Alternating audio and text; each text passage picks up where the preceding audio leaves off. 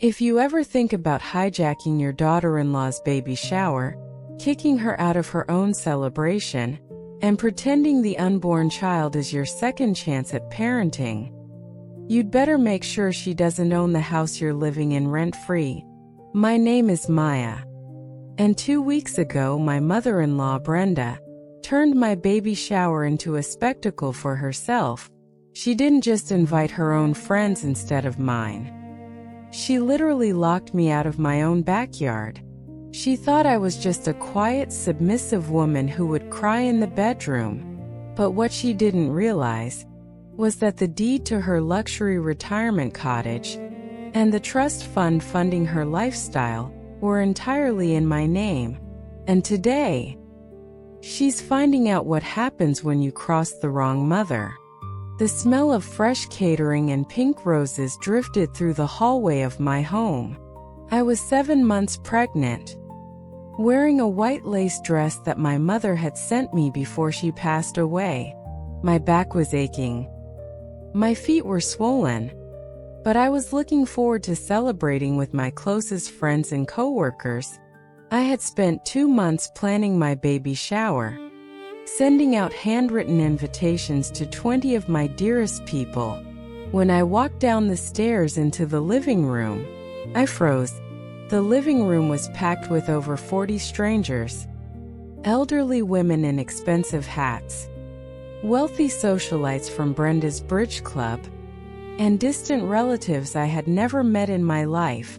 My mother-in-law, Brenda, was standing in the center of the room, holding a glass of champagne, wearing a bright floral dress that looked suspiciously like a maternity gown.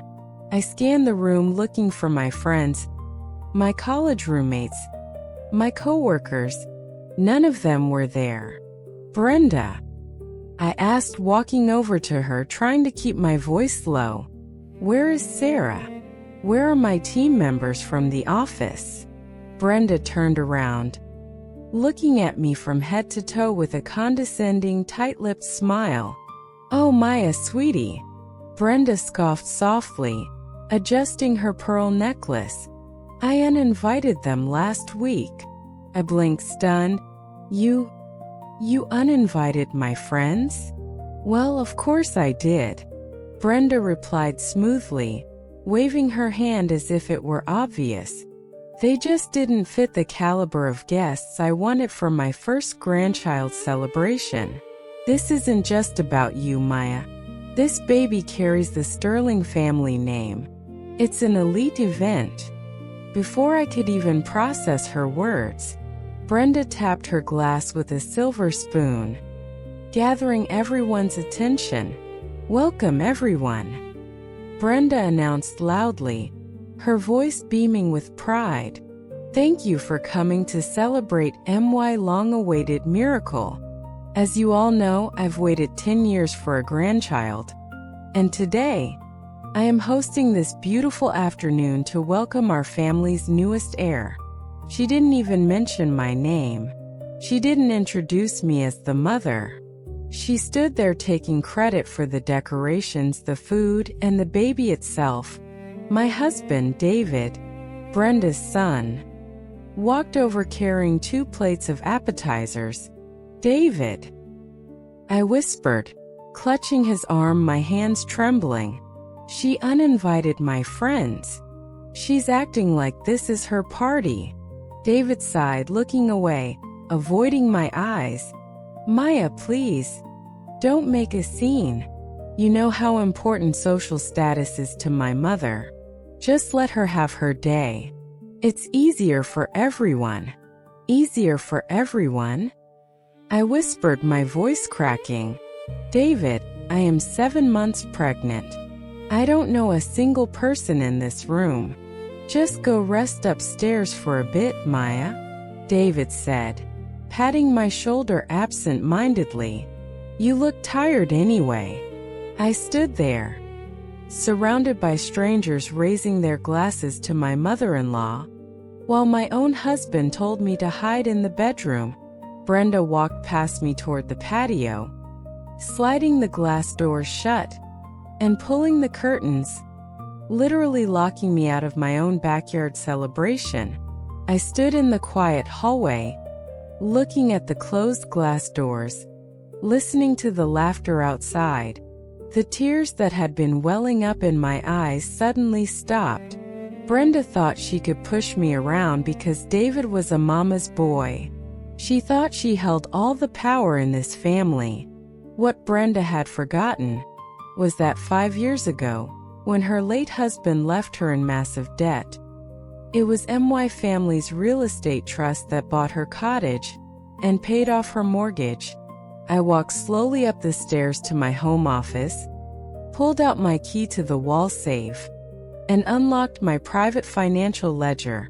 Brenda wanted to show off her wealth and status to her elite friends. I was about to show her what true bankruptcy felt like. Inside my home office upstairs, the noise of the party downstairs sounded like a distant, chaotic murmur. I sat at my desk, my fingers moving quickly across the keyboard as I logged into my family's private trust portal. 5 years ago, when Brenda's husband passed away, he left behind a mountain of credit card debt, gambling losses, and unpaid property taxes on their retirement cottage in Oak Ridge. Brenda was facing immediate foreclosure and public disgrace among her socialite friends. Back then, I felt sorry for her. I convinced my father's estate trust to step in, buy out the bank's lien for $350,000, and allow Brenda to live in the cottage rent-free. The agreement was crystal clear on paper. The trust owned the deed. Brenda was merely a tenant at will, paying $0 in rent, on the sole condition that she maintain the property taxes and show basic respect to my family. And yet, for 5 years, Brenda had treated me like a lower-class intruder who got lucky by marrying her son. I opened the tax registry docket for Oak Ridge County and typed in the cottage's parcel number. A bright red notification flashed on the screen. Property tax default notice. $14,200 overdue. Brenda hadn't paid her property taxes in 18 months.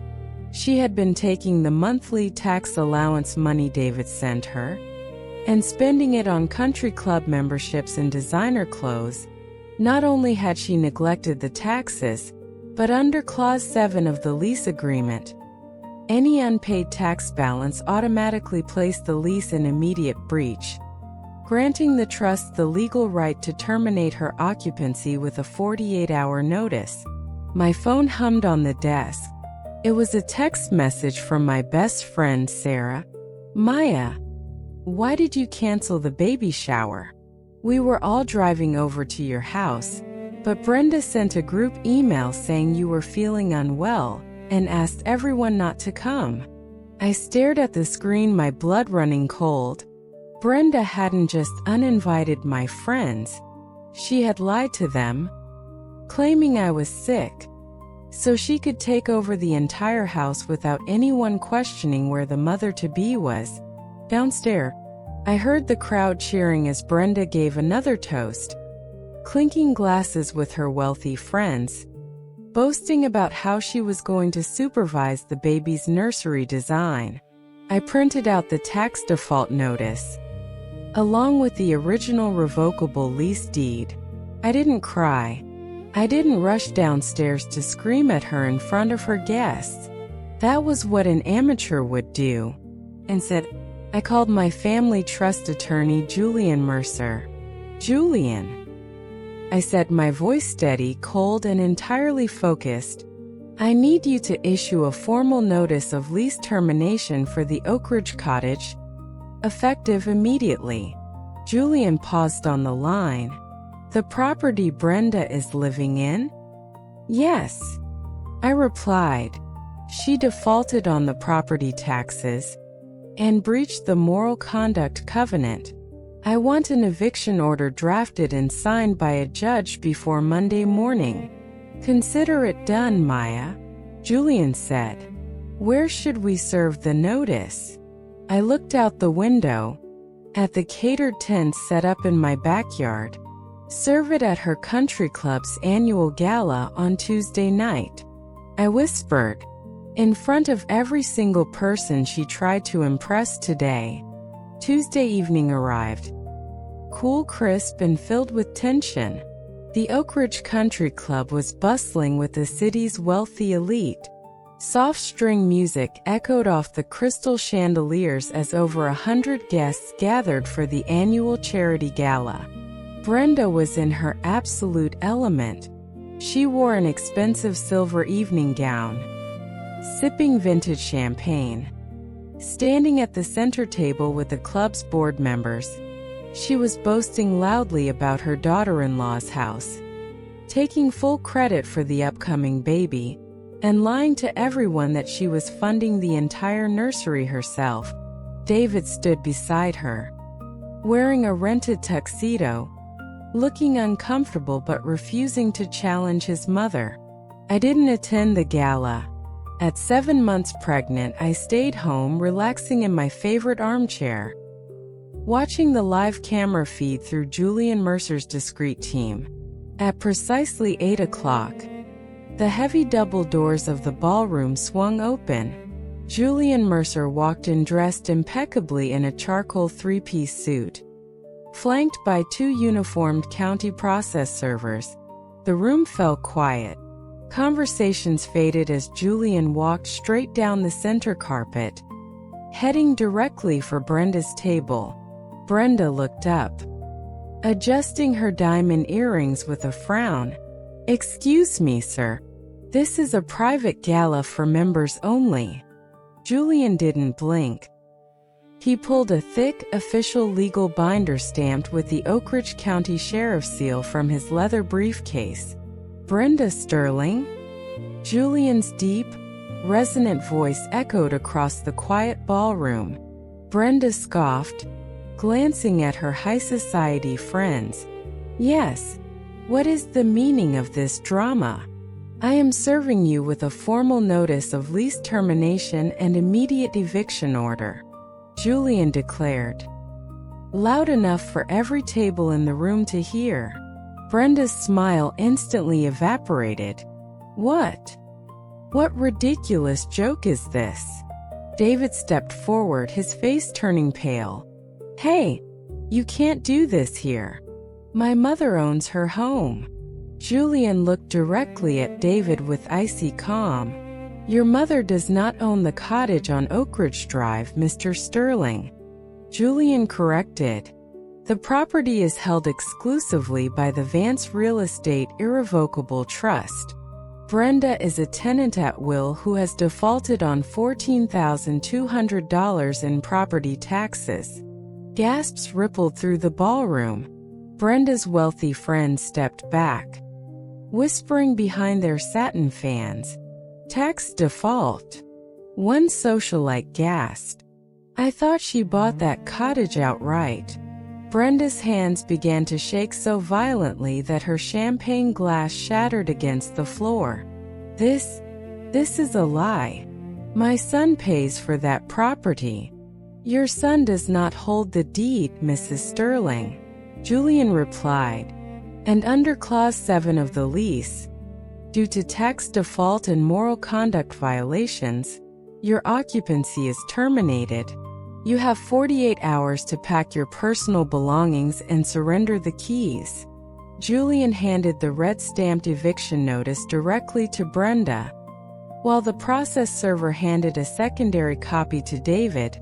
"If you fail to vacate by Thursday at 5 p.m., Julian added calmly, "county sheriffs will forcibly remove you and place your belongings on the curb." Brenda turned to David, grabbing his tuxedo jacket hysterically. "David, do something. Call your lawyer. Stop this man."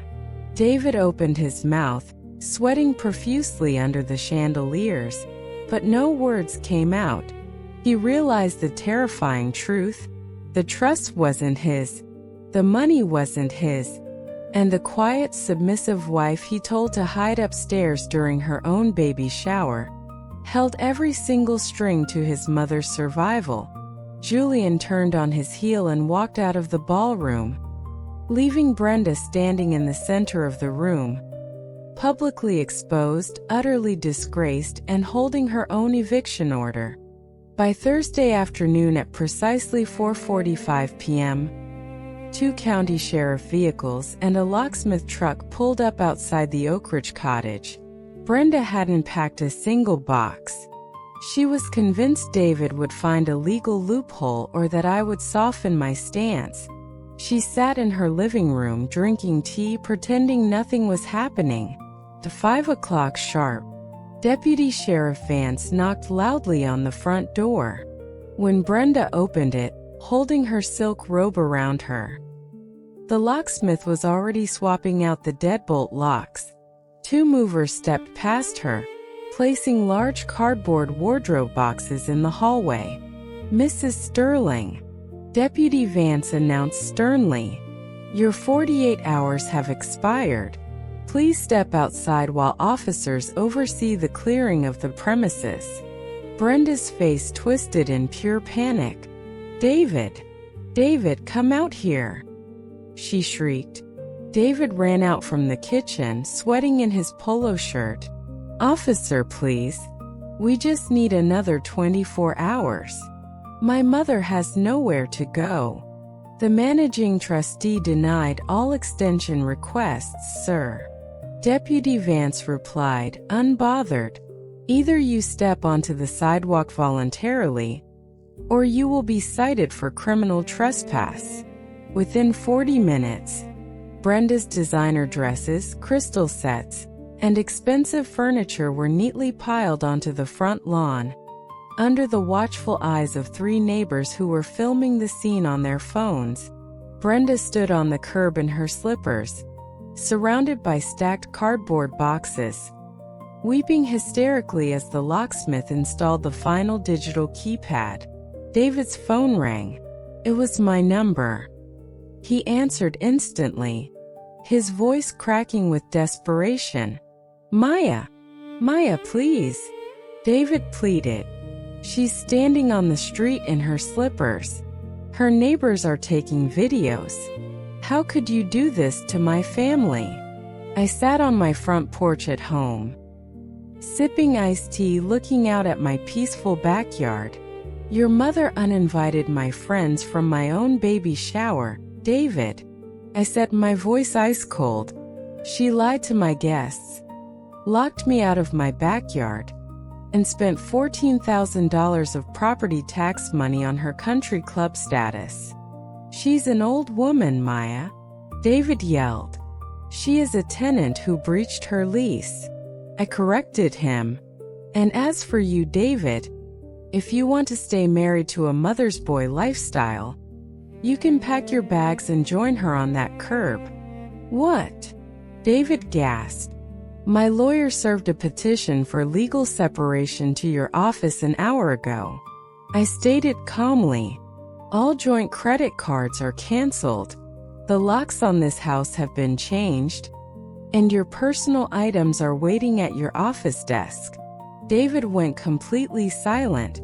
The line echoed with the distant sound of Brenda screaming at the movers in the background.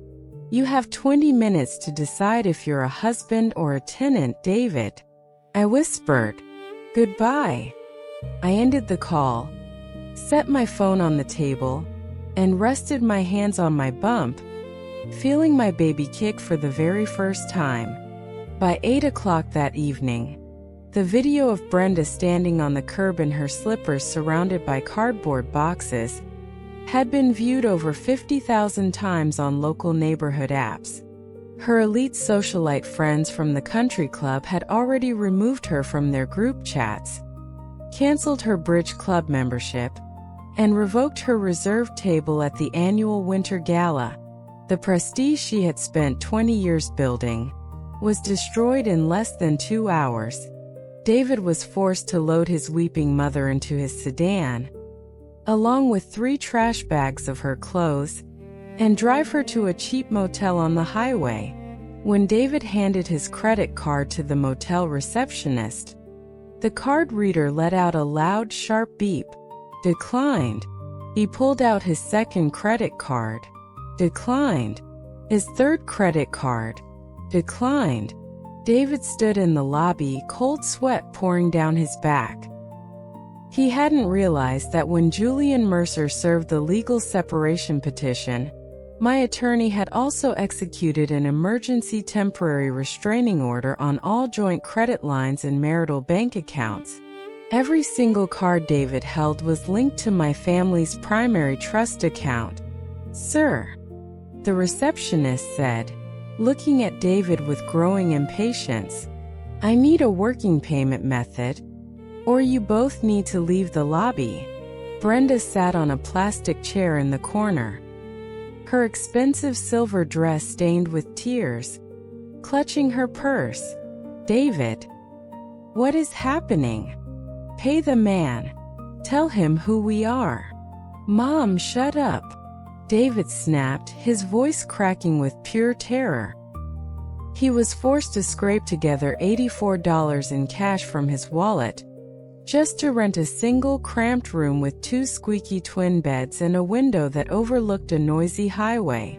The woman who had bragged at my baby shower about her family's elite legacy was now sleeping in an $80 motel room that smelled of stale tobacco. At 9 o'clock the next morning, David drove to his office downtown, desperate to access his company payroll account.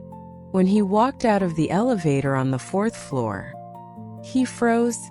2 forensic accountants, accompanied by Julian Mercer, were sitting at his desk, going through his computer files. "David Sterling," Julian said calmly, setting down a leather binder. "Under Section 12 of the Marital Separation Petition, all assets acquired during the marriage using trust dividends are subject to immediate forensic audit." David sank against the doorframe, trembling. "Julian, please. I built this consulting firm." "You built this firm with a $200,000 personal loan backed by Maya's family trust, David," Julian corrected him sharply. "A loan that defaulted the moment you breached the marital fidelity agreement." Julian pulled out a second document, setting it beside the computer keyboard. "Furthermore," Julian stated, "Maya's trust is filing a civil lawsuit against your mother, Brenda Sterling, for $14,200 in unpaid property taxes, plus 90-day interest and property restoration fees." David buried his face in his hands, falling to his knees. "We don't have $14,000. We don't even have money for lunch." Julian stood up, buttoning his suit jacket, looking down at David with cool, unyielding detachment. "Then I suggest you and your mother start looking for employment, David," Julian said quietly, "because 48 hours from now, the court will officially freeze your personal wages." Julian walked past him into the hallway, leaving David kneeling on the carpet of his former office, realizing that his mother's pride had cost him his entire life. 48 hours after Julian Mercer issued the final notice, the court officially signed the foreclosure order on David's consulting firm. Because the business loan was backed entirely by my family's estate trust, and David had defaulted on his fiduciary agreements, court-appointed marshals arrived at his downtown office at 8 o'clock on Monday morning. They changed the locks on the glass suite, seized the company bank accounts, and placed auction tags on the mahogany desks, servers, and office furniture. David stood on the sidewalk outside his former building, holding a single cardboard box containing his desk items, completely jobless, bankrupt, and humiliated. At the same time, Brenda was facing her own brutal reality check at the Oak Ridge pawn shop, desperate for cash to pay for another week at the Highway Motel. Brenda had packed 2 leather tote bags with her expensive designer handbags, silk scarves, and pearl necklaces. She set them on the glass counter, holding her head high, trying to maintain her aristocratic posture. "I need $20,000 immediately," Brenda demanded, adjusting her sunglasses. "These are authentic vintage pieces from exclusive boutiques." The pawn shop owner, a pragmatic man with a magnifying loupe, spent 10 minutes inspecting her items. He picked up her favorite pearl necklace, looked at the clasp under the light, and tossed it casually back onto the tray. "Ma'am," the shopkeeper said, shaking his head, "the pearls are synthetic, 2 of the handbags are counterfeit knockoffs, and the silver dinnerware is plated brass. The whole lot is worth maybe $600. Brenda gasped, grabbing the counter, her face turning crimson. "That is impossible. My late husband bought those in Europe." "Your late husband bought them at a discount outlet, lady," the owner replied flatly. "$600 cash. Take it or leave it." Brenda stood there, surrounded by neon pawn signs and cheap guitars, weeping quietly. Her entire life of luxury and socialite status was built on a foundation of fake jewelry and borrowed money from my trust. She took the $600 in cash, stepping out into the cold rain. By Friday afternoon, David and Brenda were forced to check out of the motel. They moved into a cramped, noisy one-bedroom apartment above an all-night laundromat on the rough side of town.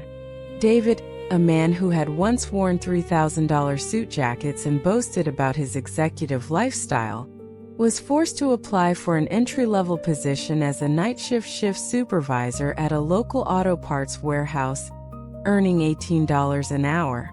That evening, David stood in his tiny, dimly lit kitchen, heating up a can of soup on an old stove, while Brenda sat on a worn vinyl couch, staring blankly at a muted television. His phone chimed with a court notification. The divorce and trust separation papers were officially finalized by the judge. Maya Vance was granted full legal custody of the unborn child, total sole ownership of the family home, and complete protection of all trust assets. David set his phone face down on the counter, buried his face in his hands, and let out a long broken sob. He had traded a loving wife, a multimillion-dollar home, and his unborn child's future, just to appease a mother whose pride had destroyed everything they ever touched. Across town, in my peaceful sunlit nursery, I assembled the final wooden crib, feeling a deep, quiet sense of relief. The toxic chapter was closed, the debt was collected, and my new life was ready to begin. 2 months after the divorce and asset separation were finalized by the court, the crisp autumn air had settled over the city. On a quiet Tuesday morning, I gave birth to a healthy, beautiful baby girl named Clara, named after my late grandmother who had taught me the value of dignity and self-respect. The private maternity suite at St. Jude's Hospital was filled with sunlight, white lilies, and warm congratulatory gifts from my friends, Sarah, and my former colleagues, who were all present to celebrate the real miracle. I sat up in bed, holding my newborn daughter against my chest, feeling a profound, overwhelming sense of love and peace. Suddenly, shouting echoed from the hallway outside my room. "I am the grandmother. You have no right to keep me out." Brenda's shrill, panicked voice shrieked through the closed wooden doors. "And I am the father," David yelled, his voice sounding raspy, exhausted, and desperate. "That is my baby girl in there. Let us in." 2 hospital security officers blocked the entrance to my suite. Standing firm, Brenda was wearing a worn second-hand coat, her hair unstyled, no makeup, looking entirely broken and aged by 10 years. David stood beside her, wearing his grease-stained auto parts warehouse uniform, smelling of cheap coffee and motor oil. They had read the birth announcement on the local hospital registry and had rushed over, hoping to use the baby as leverage to guilt-trip me into unfreezing their funds or granting them a monthly allowance. Julian Mercer, who had been sitting in the corner armchair reviewing legal documents, set his briefcase down and walked calmly to the door. He opened the door slightly, stepping into the doorway, looking down at David and Brenda with cold, unyielding detachment. "Mr. Sterling. Mrs. Sterling," Julian stated, his deep voice carrying across the quiet maternity wing. "You are currently in direct violation of the permanent civil restraining order issued by Judge Harrison." "Julian, please," David begged, tears streaming down his tired face. "Just let me see my daughter. Just 5 minutes. I'm her father. You surrendered your parental rights when you allowed your mother to abuse your pregnant wife, and when you attempted to defraud her family trust." Julian replied sharply. "Maya executed a full sole custody decree. Your name is not on the birth certificate, and you have zero legal access to this child." Brenda stepped forward, clutching her fake leather purse, crying hysterically. "Maya! Maya! Hear me out. I was wrong. I'm sorry for what I did at the baby shower. Just give us enough money for a decent apartment. David is working 12-hour night shifts. He's dying out there." I looked toward the open doorway from my bed, looking at Brenda's desperate, hollow eyes. There was no pride left in her. No country club status. No elite legacy. Just the pathetic remnants of a woman who had traded her family's future for an afternoon of vanity. "You had a home, Brenda," I called out softly, my voice calm, clear, and unbothered. "You had a daughter-in-law who cared for you, but you chose pride over family." "Maya, please," Brenda wailed as 2 police officers, summoned by hospital staff, walked down the hallway. "Officers," Julian instructed, "escort these individuals off hospital grounds. If they return, file immediate charges for criminal contempt." The officers grabbed David and Brenda by their arms, turning them around. David turned his head back, sobbing brokenly as he was led down the hallway. "Maya, I lost everything. I lost my daughter." The heavy doors clicked shut, restoring complete, peaceful silence to the room. I looked down at my sleeping baby girl, smiling softly as I wrapped her in a pink blanket. The storm was over. The trash had been cleared away, and my daughter would grow up in a home built on strength, truth, and unconditional love. 1 year after the hospital incident, the morning sun shone brightly over the lush, green gardens of my Oak Ridge estate, the cottage that Brenda had once lived in. The place she had neglected and taken for granted was completely renovated.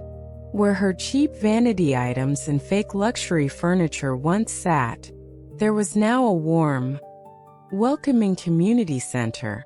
I had officially transformed the property into the Maya and Clara Vance Family Protection Shelter, a nonprofit organization dedicated to housing young pregnant women and single mothers fleeing toxic and abusive households. On this crisp, beautiful afternoon, we held Clara's first birthday party on the back lawn. The garden was filled with soft pink balloons, colorful banners, and real laughter. My closest friends, Sarah, my former office colleagues, and several mothers from the shelter were all present, celebrating Clara's milestone in the very same backyard where Brenda had once locked me out. Julian Mercer walked up to the outdoor patio, holding a mug of tea and a small leather folder. "Quarterly report for the trust, Maya." Julian said, smiling warmly as he watched Clara play safely on the lawn with her friends. The shelter is fully funded for the next 10 years through the commercial dividend assets. And what about David and Brenda? I asked softly, taking a slow sip of my drink. Julian opened the folder, taking a brief glance. David is still working the night shift at the auto parts warehouse, Julian reported. He's paying off his back debts bit by bit. Brenda is living in a tiny studio apartment downtown, relying on public assistance. She tried to apply for a country club social grant last month, but her application was permanently rejected. I looked down at the grass, feeling no anger, no malice, and no remaining bitterness. Brenda had spent her entire life chasing an illusion of status, wealth, and power. She treated people like tools to elevate herself. And in the end, she lost her home, her reputation, her son's future, and her only grandchild. She had traded a life of true luxury and family love for $80 a night in a highway motel. They made their choices, Julian, I said calmly. And now, we have built something that truly lasts. Julian raised his glass of tea, smiling with quiet admiration. To true justice, Maya, and to a bright future for little Clara. I picked up my daughter, holding her close to my heart as she giggled in the afternoon sunlight. The betrayal was answered. The past was cleared away, and our lives were finally completely at peace. If you enjoyed this ultimate domestic revenge story, don't forget to like, share, and subscribe to the channel for more incredible Reddit stories. Now I want to hear from you. What would you have done if your mother-in-law took over your baby shower and locked you out of your own yard?